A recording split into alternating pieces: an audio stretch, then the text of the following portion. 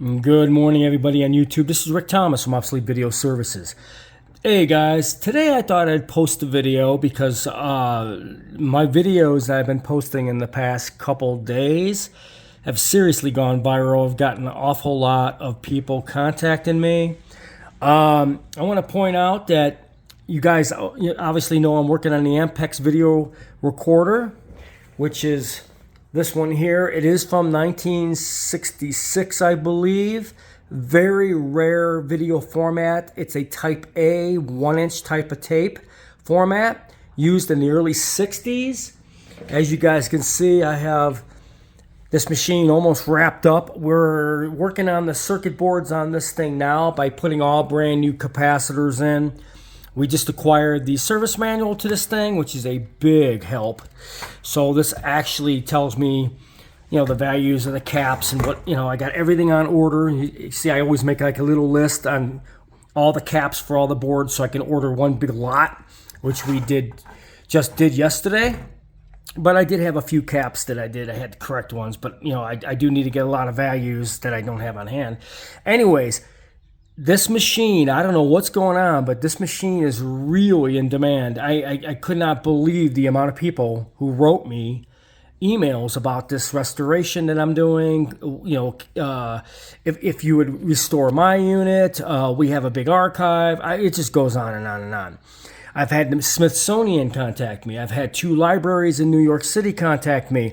I've had several TV stations who actually have these tapes that they cannot convert or get recovered. All right, guys, you guys must understand working on one of these machines takes an awful lot of work. It's a very heavy machine. If I restore your machine, and if you were gonna ship it to me or whatever, it would be an awful lot of money. I mean, you better have an awful big deep pocketbooks or deep pockets with money in it, because a restoration of this sort is quite vast. It would be extremely expensive. But I'm getting people out there asking me if I'd restore the machines. They have awful big tape libraries. They have a lot of tapes they need recovered. And they got the machines, none of them work. They're all doing the same thing that mine's doing in my first video. Like I explained, guys, these are very, very old machines. There is no parts. I have to come up with a lot of ideas how to solve problems with these machines. But I am getting the Smithsonian. I'm getting archives in Los Angeles. I'm getting archives in New York City. This was a very popular machine in the mid-60s up to the early 70s. This was a very, very popular machine. There was an awful lot of these machines apparently used in various different aspects of industry and home use and everything else. But this is a very, very rare video format. And now people are starting to think to themselves, why did I wait so long to recover these tapes?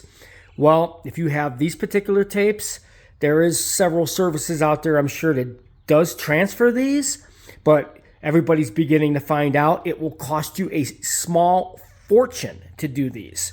I mean, it's very, very expensive. And a lot of people do have the machines and they have the tapes, but the machines don't work. So most people want to do the work themselves. I get that. Just like me, I want to have working machines to do the tapes for the customers that bring them by. If you have a Ampex Type A machine, I could either work out a deal maybe to transfer your tapes depending on how big your archive is. But if your intent is to do these on location, but you need working machines, I would charge ballpark to restore a Type A machine for somebody at this level, probably $5,000 a machine. Ballpark. Just to even attempt to do it. Maybe more, depending on parts and availability. Ballpark, your worst scenario would be about $7,000 to $8,000. If it all goes well, between $5,000 and $6,000 to restore one of these machines. If you are a large archive, like the phone calls I've been getting in the past couple of days, which has been unbelievable. I had a Smithsonian. I had an archive in Los Angeles. They said they had a couple hundred tapes. I had a couple archives in New York City. They had several hundreds of tapes that they need done. I have had individual people who had this machine at home who have quite a few of these tapes that they want recovered, and they're all finding out that the Type A video machines, these things were a nightmare. Just because you have the machine and you have the tapes, they may have worked back when you recorded the recordings, but after these machines sit for decades, they have to be completely restored. I mean, literally, down to the belts, the capacitors, down to every frickin' thing you could think of. And then on top of it, there is no available video heads for these.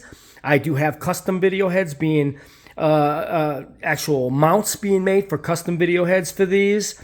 The machine has to completely be restored, down the video heads, down the audio heads, you name it. Everything has to be gone through on this machine, and it's very expensive.